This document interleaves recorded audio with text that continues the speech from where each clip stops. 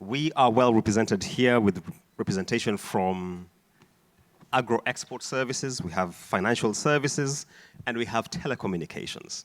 Last year, the country that you are from, that is Kenya, stole the headlines globally with protests following what you call the finance bill, which is a raft of measures being proposed by the government to raise revenue. We have seen similar social pressures in Nigeria. We have seen them in jurisdictions like South Africa this year with the value-added tax. Speak to us about the uniqueness of this moment and why we're experiencing this social pushback around taxation measures. In reference to the protests you saw in Kenya last year, I think it was a culmination of a country that has gone through what has been for a very long time policies that are non-consultative. So you're raising money from me to do work for me, but you're not talking to me. What are you doing? So what you saw with the Gen Zs or the Gen Z-led protest there was just, first of all, start listening to us, consult us about what you want to do, and more importantly, ask us where our priorities are. Because I think in Kenya, and you're seeing that pretty much in that region, in the southern part of the continent as well, there's a bold need for policymakers in the public space to listen to the public in regard to what they're putting together for policies. And it's not just revenue expansion or growth or other policies to do with fiscal management of the economies. It's general things, it's everything. So you're going to start seeing more of the public voice in these kind of discussions. And I think governments need to get used to that. The days where policies are written and rolled out for us to then just implement without consultation, those days are gone. And the vehicles for those consultations exist. And sometimes they do put forward policies that need to be considered, and sometimes they do get considered. I'm talking generally now across the continent. But often what we see is that work being done as a tick box exercise. And so the government is very clear about what they want to do. They want to do it anyway, and they go and do it whether the population likes it or not. Those days, I think, are behind us, and you're going to see more of this public unrest and pushback when that consultation doesn't exist. So Martin is telling us, one, there has been a gap as far as stakeholder engagement is concerned in formulation of fiscal and specifically tax policy. Two, he's telling us there are two sides to this conversation. Oftentimes, we are skewed towards the revenue raising without discussing the appropriation or the expenditure side.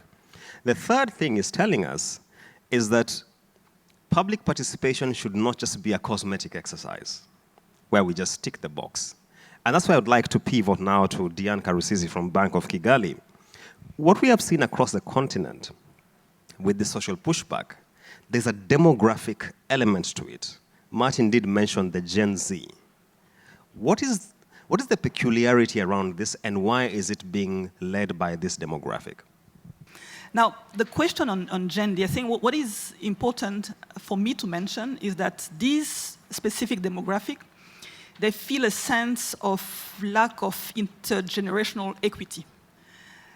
What I feel is that some people in the past generation have messed up on public finances and many things, and they feel they have to pay the bill. So it's really important to engage them, as Martin was saying, and to explain to them and to link the tax with public service delivery. It's not only about raising taxes. What people want to see is, what are you giving me, right? So, but I think this critical issue of equity between generations is absolutely important. And I think we need to have these conversations, not only on public finance, but on issues like climate change, etc. Because I think the feeling is that we young people are paying the price of something that we didn't do. So I think this dialogue, we need really to have this dialogue between the two generations to understand how we can not only undo things that were done in the past, but how can build a better future for the Gen Zs, but also for the future generations. So this dialogue between generations is important. The other thing that I want to mention on Gen Zs is that these are digital natives. So these are people who are online not only to consume content, but are online to organize, to mobilize, to voice their concerns.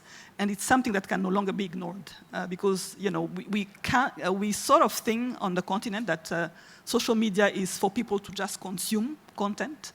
But we've seen in Kenya that social media is beyond just consuming content. It's about organizing, voicing, and this is something that now governments have to consider whenever they take any decision. And finally, my final thought on this question of Gen Zs is that it's about the future of governance.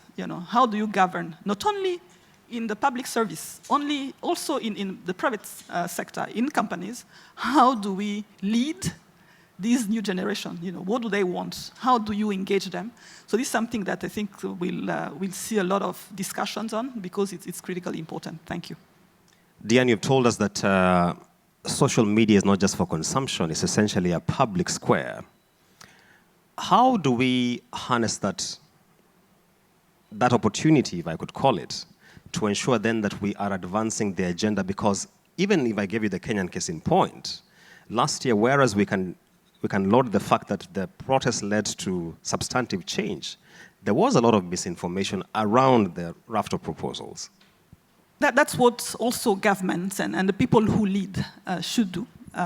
Use these platforms to engage, as opposed to just, issue statements saying we are doing this. They really need to use these platforms to engage. And we've seen a lot of leaders on the continent engaging in, these X spaces or Twitter spaces, having direct discussions with the people they govern. I think we need to see that more, and probably this will lead to this dialogue that needs to happen.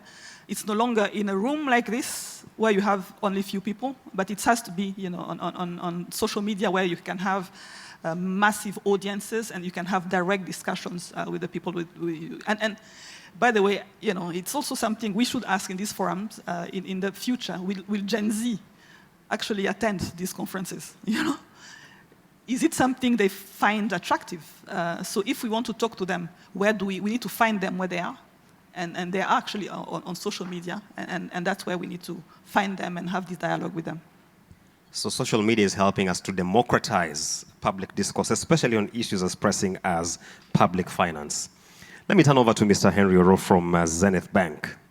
Seeing the pushback that we have witnessed in Kenya, in Nigeria, and other jurisdictions, what would you recommend as the optimal pathway for agents of the state to engage civil society, citizens, private sector, and any other stakeholders?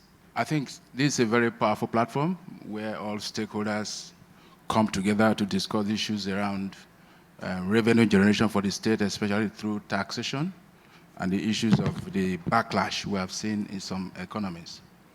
But let me first start by saying that the problems we are having are not generally revenue issues around Africa.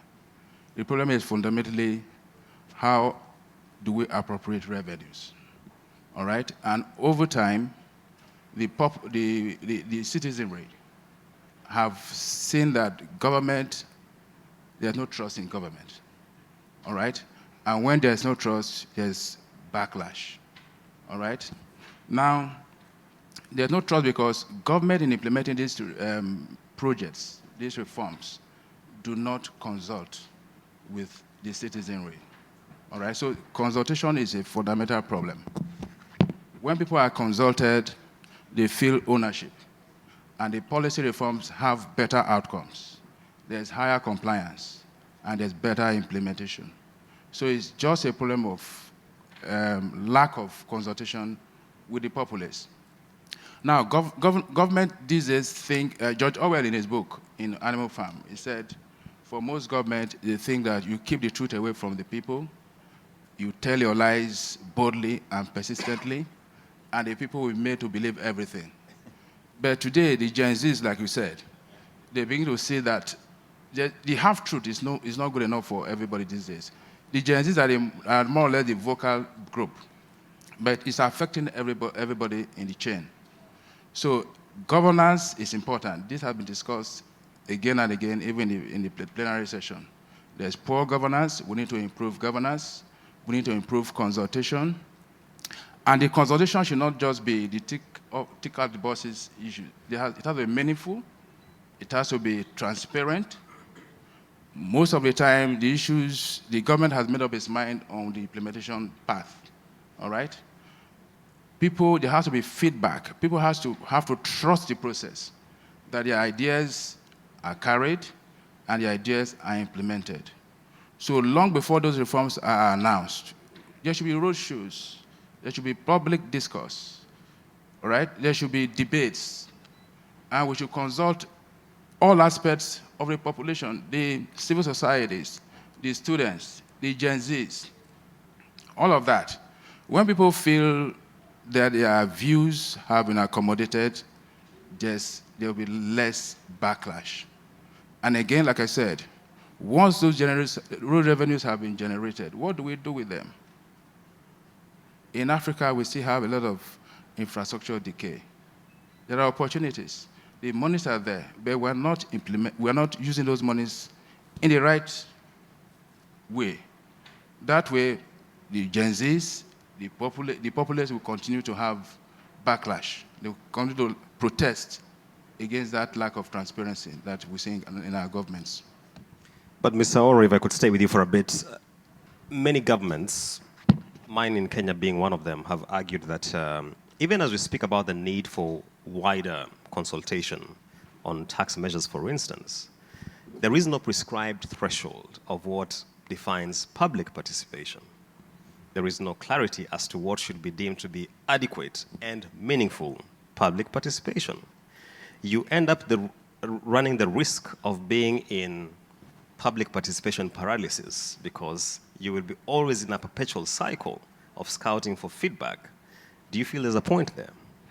Yeah, well, it's you have to have a balance, all right? We cannot go on and having seminars, roadshows, public hearings. There has to be a plan, and that plan has to be communicated early, all right? And the vulnerable groups, especially, needs to be very important in that conversation, all right? Once that conversation is honest, transparent, and very inclusive, where all the groups are all involved in the discussions, I believe that we don't have to have an endless communication in that process. I believe that they can all work out very early, very well, but particularly if we, get the youth involved, get the vulnerables involved, and all that. So I don't think it's the length of the discussion, it's the quality of the discussion and the transparency in the discussions. Thank you very much. I think some points have already been expressed by other panel members. So I want to dwell on the issue of consultation and ask the question, consulting around what? At the end of the day, if you look at even the private savings that we all do, you do savings bearing in mind that you put something aside for some greater good in the future. The essence of taxation is to take it from you, from your savings, so that you move it from private hand into public hand. And if that public savings is going to translate into some investment that will benefit you in the long run, then there's no issue. Then the issue of trust, as Henry talked about, is very well established. So that is the first recognition around the content of what to consult over. The second one is also to appreciate the reality of our continent and our economies. Almost every single country in the continent, poverty is an issue. Opportunity limitation is an issue. The Gen Zs have become very vocal, particularly in our continent, because they are seeing very limited opportunities created for them. So if the opportunities are not there for them to earn, then taxation becomes such a big burden. If poverty issues are not addressed, then the tax incidence on the poor also becomes a big issue. So my thinking is, let's look at tax from a very holistic point of view. The limited taxes that we collect, are we putting them to good use? Are we cutting out the waste? And are we doing very robust and comprehensive use case analysis to ensure that the taxes are going into areas that will impact the most? Because if the taxes are going into areas that will impact the most, then you use those proof points to engage and to consult to say, the last tax that we collected, that $100 million that we collected in the past 2 years, this is how we have used it for. And this is how it has benefited you. And you have something to show. For which to say, if we go to the next tranche to collect the next 200 million, this is how it will benefit. So for me, we need to really engage around substance rather than just engaging by confirming, engaging by expressing, and engaging by informing. That is not enough. Let's engage around evidence. Let's engage around substance. And let's engage around concrete programs that the taxes will go into to really change lives and enhance the poverty alleviation issue and also enhance youth opportunities that we talked about. Then the Gen Zs will be on board. So Mr. Ebenezer is telling us that beyond the tax yield conversation, we need to go back to the conversation around appropriation. And then tax policy formulation needs to be evidence-based. And I think this is one area where many jurisdictions struggle. And that's how I'd like to come back to Martin. So Martin, in Kenya, the latest proposal coming from government is tabling a case for rationalizing exemptions. If you look at the Finance Bill of 25, which is what Kenya uses every year to propose revenue-raising measures, exemptions are being removed from things as basic as animal feeds, pharmaceutical products.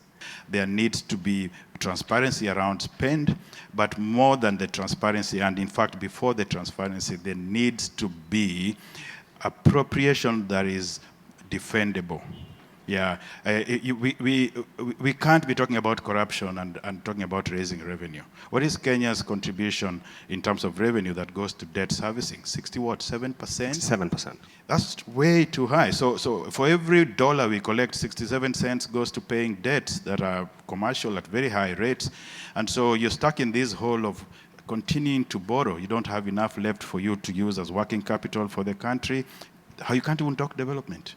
And so that's what the Gen Zs are saying no to. And in a way, our generation is being seen as part of the problem because we kept quiet in the past 10, 15, 20 years ago when we should have been raising a bigger voice to say, hey, what are we doing with this borrowing? Hey, what are we doing with this revenue? Why do we need more money when we can't allocate what we've got appropriately and into projects that are relevant for the future? We can't keep telling our kids now that we are building a future for them, making choices that are based on yesterday's data. And that's the problem with public policy in the continent, and I think globally. So, yeah, to answer your question directly, I think there's some sacred areas where exemptions and that discussion need to be had. But if we did the correct thing with appropriation, that discussion would be irrelevant.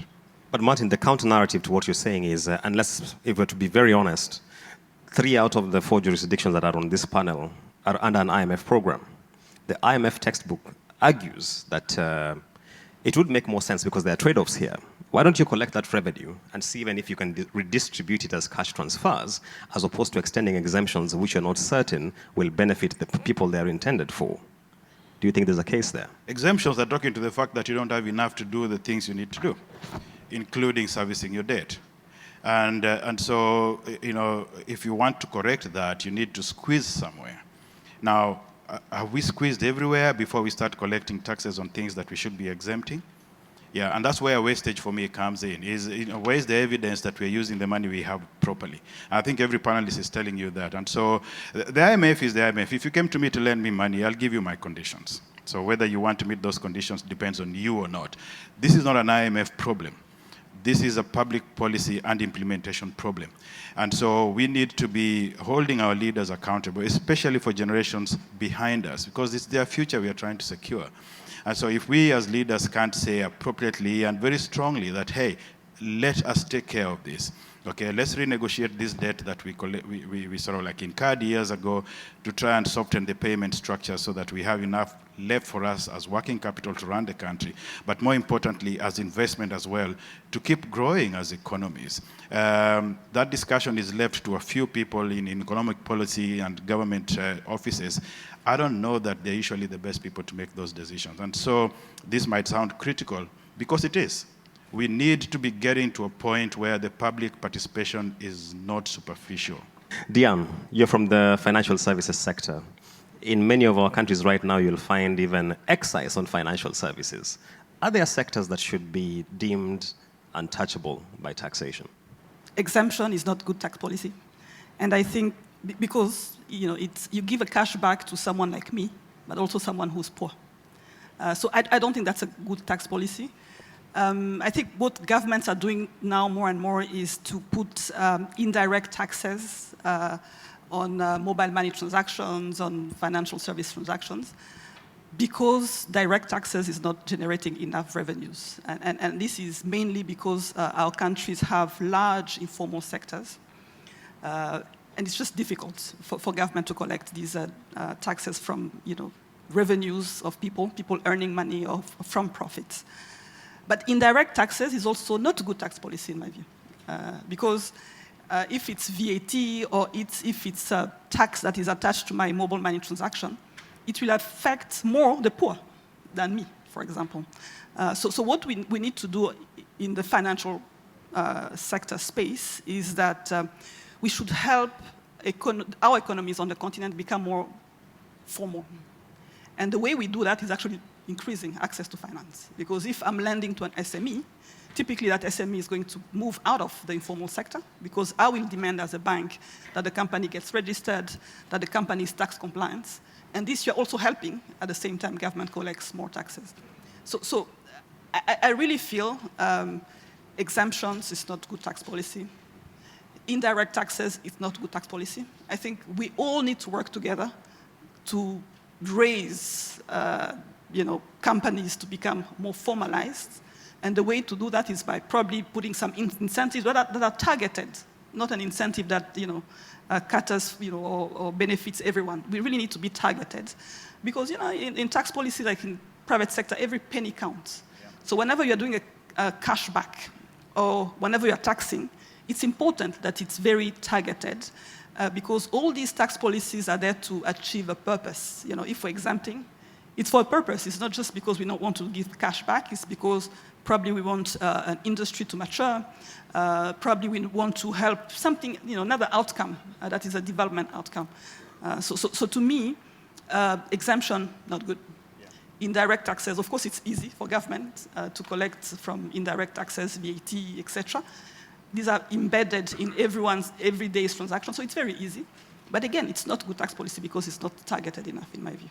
This argument of catalyzing formalization ends up being a cat chasing its tail. How is that? If you look at Rwanda, for instance, and Kenya, the government goes ahead and introduces electronic tax invoicing. Small and medium-sized businesses tell you, we don't want electronic tax invoicing. Yet that should bring them to visibility and help them formalize. Can we really have our cake and eat it? So it's a good one. And I think the push towards formalization should also come with incentives. Of course, everyone has talked about government taxes, but are we sure the money is going to do the right thing that supports people? It's the same thing. When you are putting these electronic taxes, you need people to understand how these taxes are supporting not only infrastructure that is general, but infrastructure that supports them in lowering their costs, in developing whatever value chains they're developing. So I really believe that for governments to implement any tax policy, this dialogue should be targeted. We talked about consultations, etc. It should not be a public discourse because people have different interests. If I'm an SME in the agribusiness sector, I want to understand what is the incentive that I'm getting, what is it that is affecting or benefiting my business. People are selfish. And then, if the government says, I'm supporting this infrastructure because it's good for your business, then people are like, okay, paying this tax, even reducing these exemptions, it's going to help me because in the end, it's impacting my business. So I think it's really important to have these discussions in a very targeted manner, because when you're in a room of 1,000 people and people are very general, in the end, nobody gets anything. So you need to actually divide the room and have 10 people discussing and talking about very specific issues. So Nigeria is currently undergoing tax reforms, vast tax reforms. I've been following the pieces of legislation being put out. What does smart taxation look like to you? Well, before I speak to that, the earlier question was around exemption. I think there's a big trade-off here. More revenues is always better for government. More revenues because you have debts to pay. I'll talk about debt service being high. Debt service being high because government is spending a lot, all right? And therefore, we need to collect more monies from the citizenry. I still believe that there is an ethical aspect to taxation. That is where I want to differ a little bit from the last speaker, that whether you want to go through direct or indirect tax, it's tax anyway. So government still has a role to ensure that the quality of living is high, especially when we are dealing with the extremely vulnerable group, all right? We're talking of exemptions or tax reliefs for the vulnerable groups, you know, and you're talking of staple foods, you're talking of things that are used by the low-income earners. I think taxation has to put that practical and ethical consideration and seeing that that balance is also achieved, okay? We can make it up by, you know, taxation should be progressive and all that, proportionate. There are areas where you can raise taxes and you can afford that, especially high-income earners, the corporates. But for the very vulnerable groups, I think the ethical element has to be brought into play to see that some exemptions here and there will be very helpful. You know, it's not the problem of, the exemption is not the problem. I think the problem is the implementation of that exemption, which is around the governance, corruption, and the transparency in implementation. Most times governments fall around those exemptions too, and you see a lot of governance problems happen. Once we fix that problem, I think I'll be an advocate of exempting the extremely vulnerable somewhere to take care of the ethical and balance and make it up somewhere around where the income bracket is stronger and better. Around smart taxation, yes, we're going through a lot of reforms in the Nigerian tax law. As a matter of fact, that tax law also, you know, recognizes this level of the fact that the ethical consideration in taxation. You know, for a certain tax bracket, you are exempted from payee. If your income is at a certain level, 800,000 thereabout per annum, you don't pay payee. If you're a small company, your turnover per annum is less than 25 million naira, you don't pay CIT, corporate income tax. I think that's the ethical part of this. And that is built into the entire tax framework, okay? Now, the smart taxation is there. You know, in telecoms, for instance, you know, when you do your sessions, you do your USS, you make payment through digital platform. You have to pay about 6 naira 50 kobo per platform, per session. And there was a backlash, all right? But we went through the process of engagement, transparent engagement with the populace, and over time, that backlash has been reduced. And the implementation has been adjusted to see that the user themselves pay it, and they're happy to pay for, make those payments and all that. So the problem with backlash, like I said earlier, is not the unwillingness to pay, but the trust in the process. And the way that the reforms are communicated. It must not just be the formality of communication, it has to be transparent. There has to be feedback. You need to engage everybody, all the sectors, everybody involved need to be engaged. Their views should count and be seen to count. And once you follow that process, I can tell you, they will embrace it. And that's what we're seeing today in Nigeria. The context to this is that Nigeria, under the task force led by Taiwo Oyedele, is essentially overhauling the country's tax regime and coming up with new proposals. Very interesting, including some of them arguing that this idea that we want to tax the informal sector, sometimes the tax shield will not even justify the administration cost you encounter to do that. Mr. Ebenezer, mobile money has become a low-hanging fruit for taxation. For obvious reasons. The reach is wide, and it helps government unlock revenue. As MTN, how do you feel about this? Why do most economies in Africa come under significant pressure from time to time? And we end up just focusing on few tax handles, just focusing on few corporates that may be visible, and just focusing on areas where we can just collect the tax fast and large and quickly.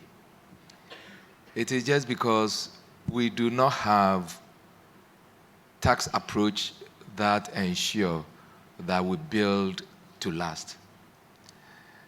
And if you look at even the business model of the telcos, they operate in the margins. It is the cents that they make per activity that accumulates over time to become the kind of businesses that we see. And you will find most of the countries, the telcos becoming the biggest taxpayer. There is a lesson to be learned from there. We find ourselves in economies where, as I indicated, the income levels and capacities are very, very low. And if income levels and capacities are very low, you go for scale and margin.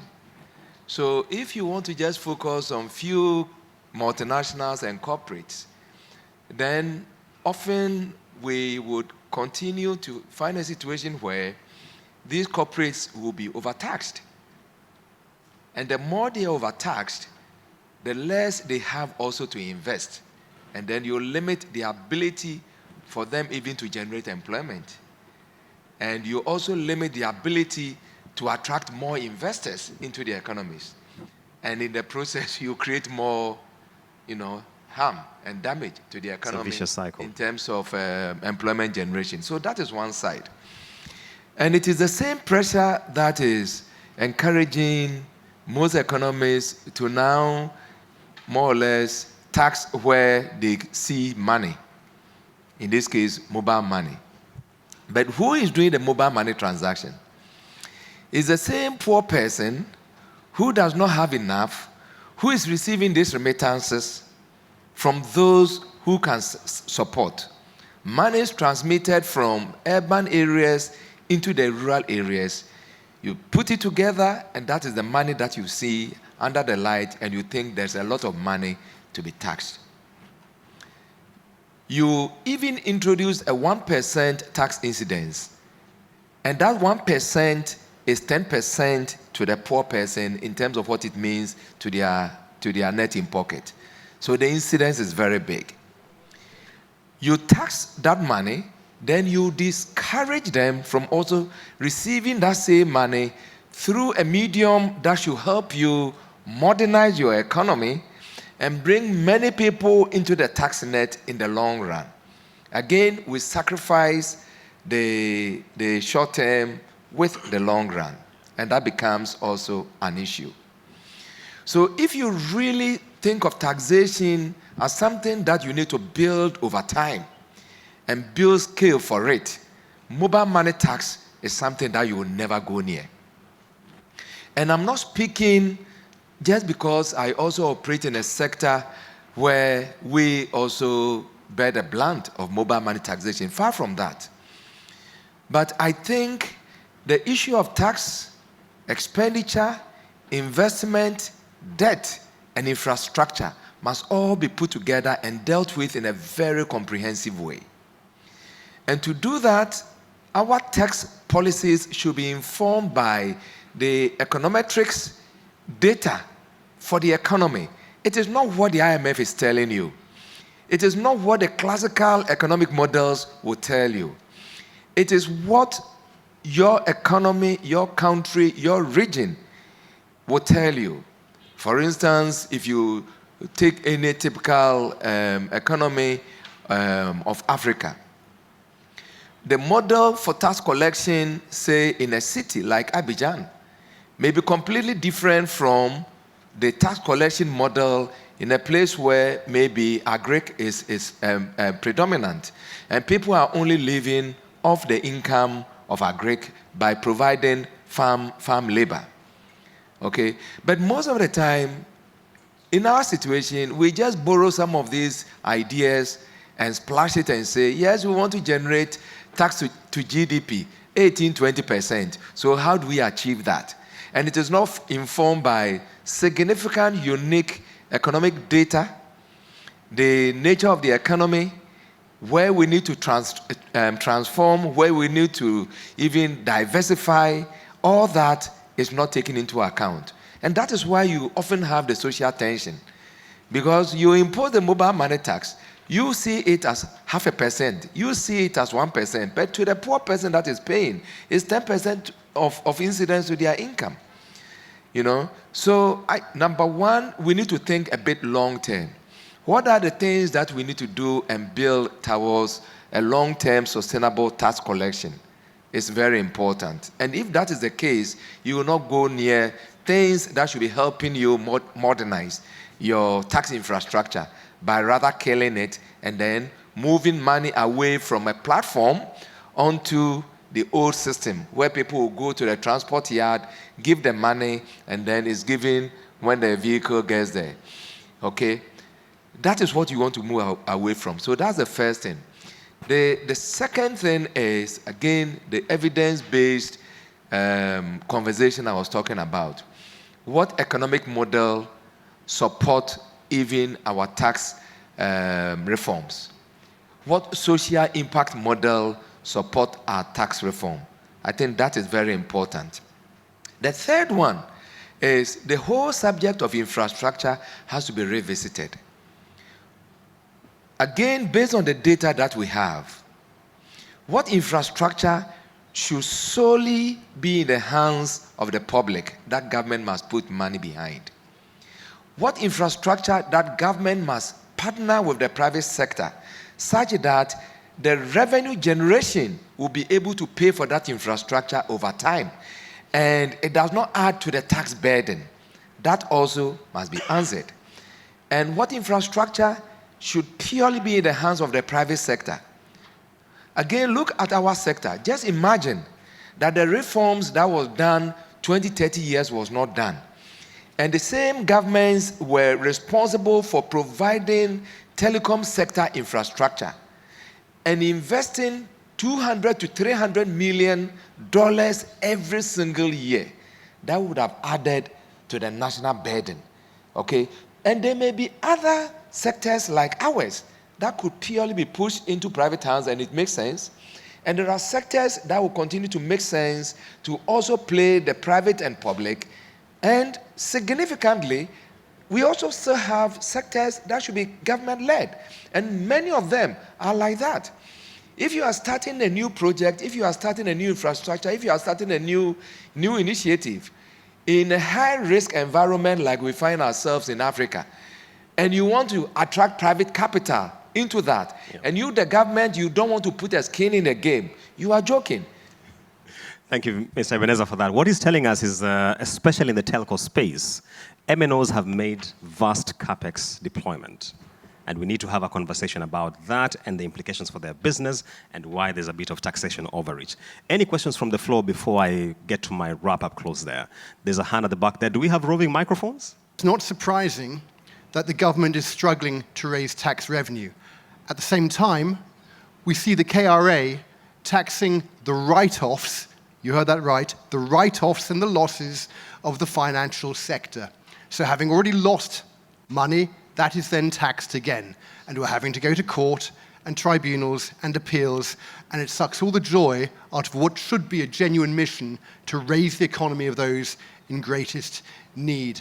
My cri de coeur is simply to enjoin all business stakeholders to talk openly to government, to avoid the mistakes of the West, Don't follow the high tax, high spend model, which is failing across the Northern Hemisphere because those Western governments are broke. You can have 10% of your population. It's not really the correct math because 55 million is the total population. But if you look at the working population, it's probably 15% that is paying tax. We do need to expand that base. So that I disagree completely with the fact that a small segment of the country should be funding the whole country. I also disagree with the mantra that you cannot tax the informal sector. I think those are things that are economic models of the 60s. The other thing is, what are we copying? I think that's what he's saying. The global north, do we have good examples to look at and say, let's follow this path? And if we don't, why are we following that path? So we have countries to run. We have needs to meet. We have revenues to raise. We must cut our clothes to fit that. Whether that fits some economic model from some place, somewhere or not, it must work for us. And so I think the Kenyan scenario is one of sometimes being penny wise, and you know how to complete that sentence. And that usually is a problem because the people who are pound foolish don't see that their focus on these pennies is the reason they're not looking after the pounds. And so there's a discussion of you need to expand the pie. I mean, you talked about e-teams in Kenya, which is really putting the electronic system into the previously untaxed part of the population, which is huge. And if you find a way of taxing that so they can equitably pay for what we need to pay for as a country, you'll win, instead of squeezing the multinationals and smaller populations. I'll be talking to Mr. Henry Ero from Zenith Bank. With this new tax arrangement, the Nigerian National Assembly recently passed it. Do you really understand the dynamics, or it needs a lot of tinkering? Because the truth is, every law is a working document. It's after you use it for a year, you'll be able to see some pitfalls. And I'd like to come to you, Mr. Ebenezer Asante. Thank you so much. In fact, probably I'll do an interview with you after your team had been trying to reach out to me. But I want to ask you, as regards the mobile money taxation in Ghana and the flare-up that happened, can you speak so much more about that? Thank you.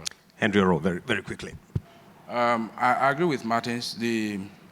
I don't think tax revenue should be a burden for the few. That spread is very little. All right. I think in the 14th century, one of those North African thinkers, economists, and philosophers, E.B. Calden, he spoke around that in the beginning of, and he lived through several empires, that in the beginning of every empire, every dynasty, tax rates are low, but the revenues are high.